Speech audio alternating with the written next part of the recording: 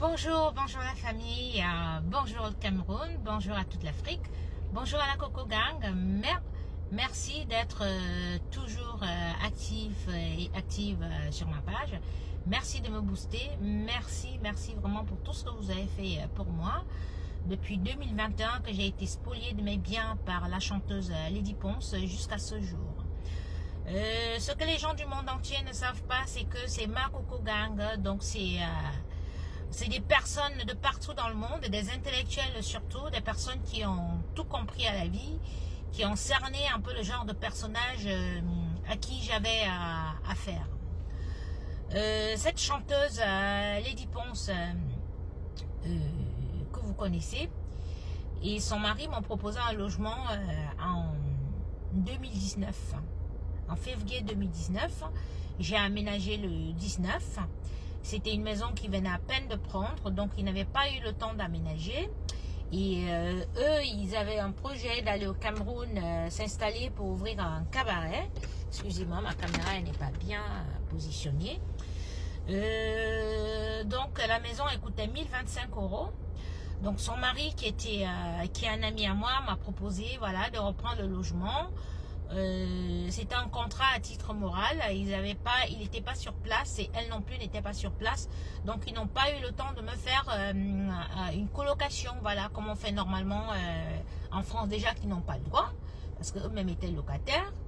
Ils n'ont pas le droit de faire une colocation, mais bon, entre nous dans le milieu africain on le fait, on sait que ça existe, les gens le font.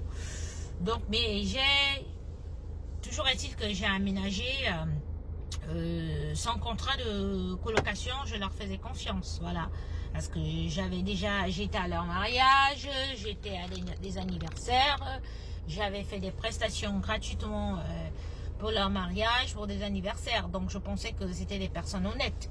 Lui il est honnête, mais elle non. Oh là là, excusez-moi, mais ma caméra là un peu. Attendez, je vais mettre pause d'abord. Je mets pause.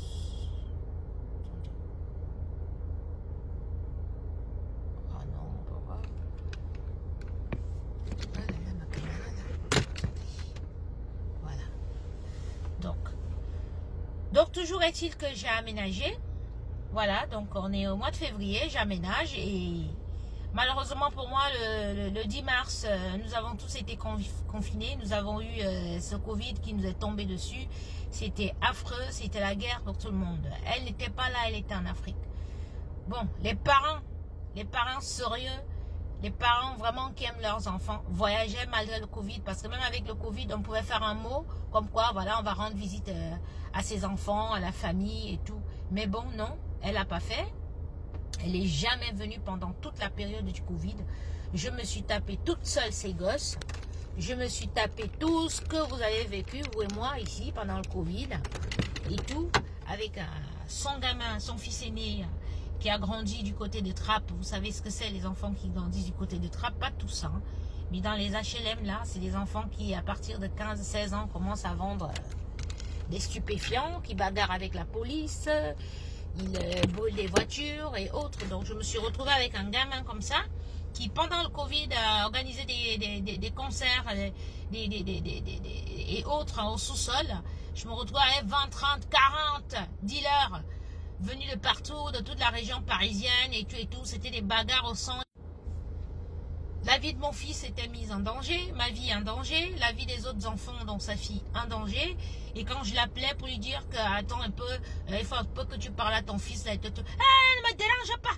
Où je suis ici au Cameroun, j'ai mes projets, je dois arriver. Où tu es là avec tes enfants, là. Si tu te mets sur ma route, il peut même vous cogner avec la voiture. Ne me dérange pas. Elle me laissait m'abandonner avec ses enfants. Imaginez. Moi qui suis pourtant une fille battante, mais qu'est-ce que je vais faire pendant le Covid? Tu peux pas bosser, tu peux rien faire, tu es bloqué là, tu peux pas sortir et tout. Je me suis retrouvée coincée. Pendant toute la premier, deuxième, troisième confinement, je me suis retrouvée coincée avec les enfants de cette fille.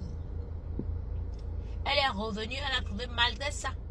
Ses enfants étaient bien, malgré tout ce que le petit faisait. Quand il faisait des traces, des phrases qui commettaient des délits et tout, j'allais le chercher à la gendarmerie, j'étais téléphoné à la police. Une fois, on a failli tirer sur lui, il était dans une forêt là-bas dans Montargis. Il a fallu mettre le GPS pour retrouver où il était pour aller le chercher parce qu'il était allé déclencher une bagarre avec des gangs. Il y a eu 7 voitures brûlées. Cette affaire est à la police de Montargis.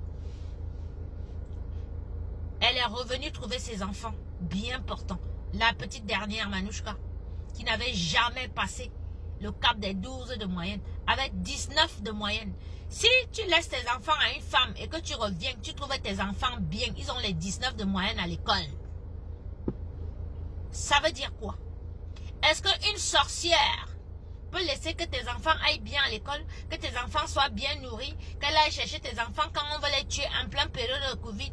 Non. Est-ce qu'une sorcière peut soigner ton fils? Parce que bien évidemment, il sortait, il faisait n'importe quoi, il a ramené le Covid à la maison. J'ai dû faire des potions comme au pays, la faire bouillir, la citronnelle, les 4 côtés et tout le couvrir avec le soigner en haut, interdire aux enfants d'aller en haut. Les enfants sont restés 10 jours sans aller en haut, on était en bas, il était seul en haut, mais c'est moi qui allais là-bas. Lui donner à manger, le soigner, c'est Greek. Son fils, le voyou. Si j'étais réellement une sorcière que j'avais voulu empoisonner cette fille, hein? Pendant 1 an et demi, elle n'était pas là, j'étais avec ses enfants. Je subissais, surtout son fils là. Il a ramené un pitbull qui n'avait ni trace, qui n'avait pas de carnet, qui n'était pas vacciné. Un pitbull, je vous dis bien, les pitbulls, c'est les chiens que les dealers utilisent là parce que quand la police arrive, ils envoient d'abord le chien sur la police comme s'ils ont le temps de cacher la drogue. Cette fille m'a mise en danger, mettre mon fils en danger, mettre ses propres enfants en danger. Donc c'est un danger pour la société comme vous la voyez là. C'est un danger pour la société. Elle n'a pas de cœur, elle n'aime pas ses enfants, elle n'aime personne. Et quand elle t'a choisi comme cible qu'elle veut te tuer parce qu'elle est ancrée dans les sectes, quand elle n'arrive pas à te tuer, elle n'arrive pas à te faire du mal, ça se passe comme vous voyez là avec moi. Parce que moi-même je suis une fille compliquée. Donc, je suis venue ce matin vous dire, à vous les Camerounais, à qui elle a donné rendez-vous demain pour son live. Que oui, venez, on va discuter, les gens qui vous ont fait du mal, on va parler de l'empoisonnement, machin. Je suis toujours venue ici en 2021, 2022, j'ai averti toutes les blogueuses et blogueurs camerounais qui se sont mis sur moi que ne suivez pas cette fille. Si vous la suivez, vous allez baver après. C'est une menteuse, c'est une sorcière. Elle va vous pomper les énergies. Certaines blogueuses et blogueurs ne m'ont pas écouté. Aujourd'hui, ils se mordent les doigts. Pourquoi? Parce que quand elle vous appelle, elle vous demande de venir. C'est pour pomper vos énergies. Ah oui, oui. Parce que là, depuis novembre 2023, elle n'est pas au Cameroun. Au Cameroun, c'était facile de pomper les énergies des gens. Au Cameroun, c'était facile d'aller commettre un crime rituel là, vite fait et tout, dans une forêt, boire le sang quelque part et tout. Mais là où elle est exilée depuis novembre 2023. Donc, pas moyen d'aller chez les marabouts. Elle envoie les gens, comme Ngobabon, aller chercher ses grigris et tout, revenir. Elle a sa Fatima tout là-bas, la Bamoun là, qui continue d'aller faire les choses. Mais c'est pas pareil quand elle ne m'aimait pas. Donc, elle est diminuée. Vous voyez très bien qu'elle est diminuée. Il y a quelque chose qui ne va pas. Donc, son rendez-vous de demain qu'elle vous a donné, ce n'est pas une fois qu'elle vous a dit dimanche. Elle n'a pas dit dimanche. Elle vous a dit dimanche. Pas une fois. D'accord? Elle vous l'a dit 2 fois. Des personnes qui sont, c'est-à-dire illuminées, des personnes dotées d'intelligence spirituelle, vont vous dire que dimanche qu'elle vous a dit là, c'est un signe qu'elle envoie aux membres de sa secte que venez, on va manger dimanche. Oui. Elle a dit dimanche 1 fois. Elle vous a encore dit dimanche 2 fois. Donc vous qui allez vous connecter demain là, on va vous pomper les énergies, vous allez commencer à avoir les problèmes. Comme les blogueurs qui l'ont soutenu pour l'Olympia il y a quelques années. Donc c'était mon message de ce matin. Parce que si je ne vous dis pas, c'est non-assistance à la personne en danger. D'accord?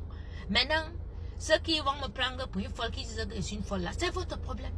Je vous ai dit que Dieu se sert des personnes lambda comme moi maintenant pour passer des messages. C'est une diablesse. Allez suivre son live en différé. Quand elle enregistre, elle me met sur YouTube, vous irez suivre là-bas. Ne vous connectez pas directement parce qu'on va vous pomper les énergies. Tous les gens de sa secte seront connectés et on va vous manger dimanche. D'accord? Voilà, c'était mon message de ce matin. Je vous embrasse et à plus tard.